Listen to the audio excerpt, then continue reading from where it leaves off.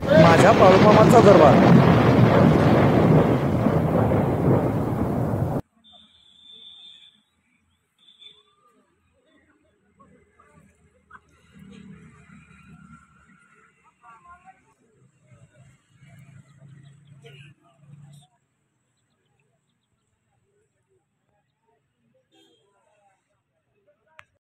बोला बोला बाळूमामाच्या नावानं. चांगले. जय बाळूमामा. आपण सध्याला हनुमानवाडी पंधरे या ठिकाणी आहोत आणि बघू शकतोय बघा नंबर 4 हा तळ आपला हनुमानवाडीमध्ये आहे.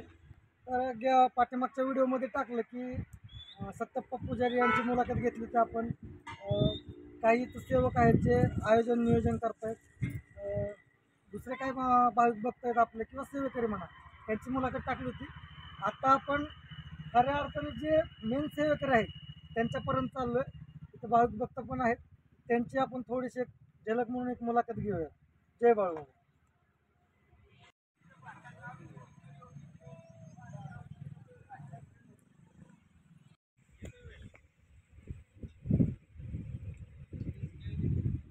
बोला बोला बाळूमामाच्या नावानं.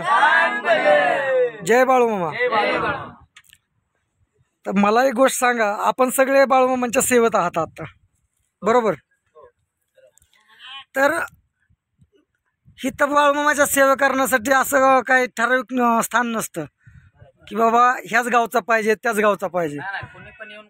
तर मला सांगा की प्रत्येकाने आपापलं गाव सांगितलं तरी मला बरं पडेल जरा.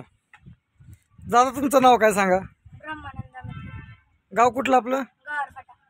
दादा आपलं? माझं नाव अक्षय करे. तुम्ही? अक्षय माने बारामती. तुम्ही? निरावली. दादा तुम्ही? आपण? सचिन जाधव नाशिक. नाशिकवरून आलात आपण फक्त मामांची सेवा करण्यासाठी. बाबा आपण कुठून आलात? शंकर सावंत सांगवी बारामती. सांगवी बारामधून. दादा आपण? माळशिरस. म्हणजे आपण बघायला गेलं तर मामांची सेवा करण्यासाठी घरदार सगळं सोडून प्रपंच सोडून आज मामांच्या सेवेत हे सेवेकरी हजर आहेत. त्या सर्व सेवेकऱ्यांना माझा मानाचा बाळूमामा. तर मला असं विचारायचं आहे की आज ही लहान मुलं आपण बघतोय, ह्या लहान मुलांना आईवडिलांची आठवण येते का कधी? नाही निवांत असतात, देवाची सेवा करतात, व्यवस्थित सगळं काम वगैरे जिथल्या तिथं सांगत ते काम करतात. म्हणजे ह्यांना घरच्यांची आठवण येत नाही. आज बघा इथून घरी घेऊन जाताना घरचे रडतात की इथून आम्हाला घेऊन जाऊ नका, आम्हाला अजून थोडे दिवस राहू द्या. हेच तर खरं वगैरे यामुळे मुलांना जावंच लागतं. तर सुट्टीचा दिवस आहेत म्हणून भरपूर लहान मुलं आमच्याकडे सेवेला आहे. बरोबर. म्हणजे हीच खरी मामांची ताकद आहे. जर ह्या वयातच जर मामांच्या भक्तीचं वेळ लागलं तर ह्या बाबांच्या वयात येईपर्यंत त्यांच्या भक्तीला कुठलाच मार्ग शिल्लक राहणार नाही, एवढी मोठी भक्ती होऊन जाईल त्यांची. आणि कसं आहे, ह्या एवढ्या लहान वयात त्यांना ह्या भक्तीचा नाद लागलेला आहे आणि ह्याच्यावरती संस्कार पण चांगले होतात. पुढे जाऊन ह्या लोकांचं उज्ज्वल भविष्य आहे. उज्ज्वल भविष्य. म्हणजे खरं ही ताकद आपल्या फक्त आणि फक्त बाळूमामांची. आज कुठल्या जरी मंदिरात गेलं, मी कुठल्या देवाला नाकारत नाहीये, पण असं बघायला गेलं तर फक्त पुजारी सोडलं तर दुसरी लहान मुलं कुठं आपल्याला बघायला भेटत नाही.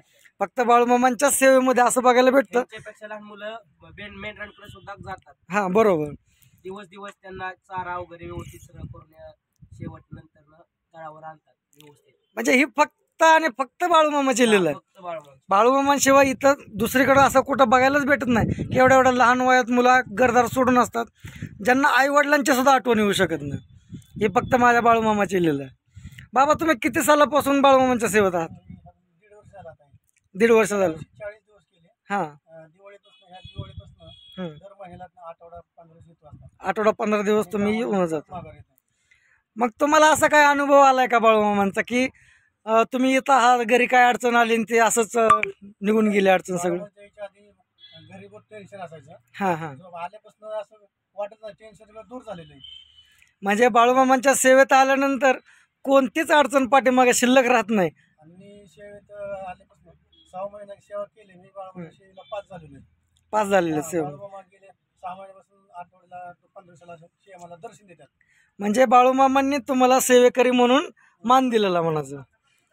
तर मला असं सांगा की ज्यावेळेस बाळूमामाचा प्रसाद तयार केला जातो, ज्यावेळेस संध्याकाळी भक्तगण वगैरे असतात, तर तुम्ही तर सेवकरी आहेत, पण असं आपण बघायला बघतो की कितीतरी असंख्य समाजसेवक असतील किंवा सेवकरी गोळा होतात, तर तुमच्यापेक्षाही जास्त अशा वयाचे लोक येतात, लहान मोठे येतात. तर मला सांगा, त्यांची तुम्हाला साथ कशी वाटते? शेवटी कसं आहे आता इथं सेवेला भरपूर जास्त महत्व दिलं जातं. तुम्ही इथं आला, तुम्ही काय ना काय देवाचं काम करता, ही सगळ्यात महत्वाची गोष्ट आहे. म्हणजे बरोबर. देवाने काय सांगितलं की जर तुम्ही माझी सेवा करसाल तर मी तुम्हाला मेवा देईन. म्हणजे करचाल सेवा तर मिळेल मेवा. हा, ह्या पद्धतीनं मग तुम्ही इथं आल्यानंतर ज्याला जे जमल, आता कुणाला इथं कोण पूजा करतो, ज्याला पूजा म्हणजे ज्याने देवामध्ये पूजा करतात काय लोक, ज्याला मेंढ्या चारायला जमतं ते मेंढ्या चारतात.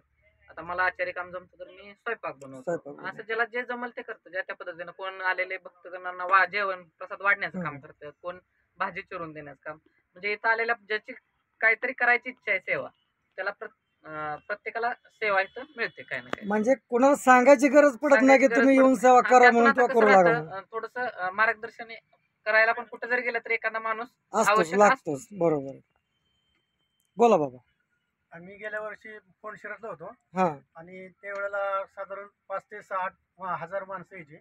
आणि मला शंका यायची, हे अक्षय म्हणजे त्यावेळेला ते हे करतात, म्हणजे आचार्य काम करतात. 5 वाजले तरी चुलवण पेटत नसायचं, पण 6 नंतर चुलवण पेटल्यानंतर 8:30-9 वाजेपर्यंत स्वयंपाक कसा होणार ते आम्हालाच वाटायचं, कसं होणार. एवढा 7-8 हजार लोकांचा स्वयंपाक कसा तयार व्हायचा. पण एकदा चुलवण पेटला 8:30-9 तर तयार झालेला स्वयंपाक.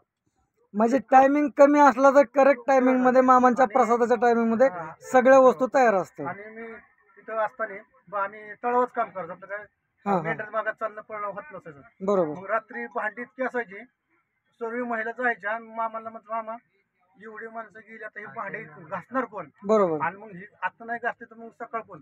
तर 5 मिनिटाच्या आत कमीत कमी 4 ते 5 महिला येणार, म्हणा आम्ही भांडी घासून जाणार पूर्ण. ही मामाची ताकद आहे. म्हणजे तुम्हाला विचार पडलेला असायचं की एवढं सगळं काम पडलेलं आहे, खरकटे भांडी वगैरे असतात, हे साफ होणार कशी. पण येणार ते. पण हे साफ करण्यासाठी मामांनी चमत्कार दाखवलेले आहेत. आणि ते शेवटचं भांड घासेपर्यंत, शेवटचं भांड घासेपर्यंत 11:30-12:00 झोपायचं त्यावेळेला. म्हणजे मामाच्या दरबारात स्वच्छतेला जास्त महत्व असतं आणि कुठलीच गोष्ट खराब शिल्लक राहत नाही. सरपण नाही, स्वयंपाक कसा करायचा, ते सरपण नसलं तरी कुठून तरी सरपण येणार, तो स्वयंपाक तयार होणार. इथं खरे आपल्या बाळूमामाची लीला आहे. सगळ्यांना पुन्हा एकदा मानाचा जय बाळूमामा.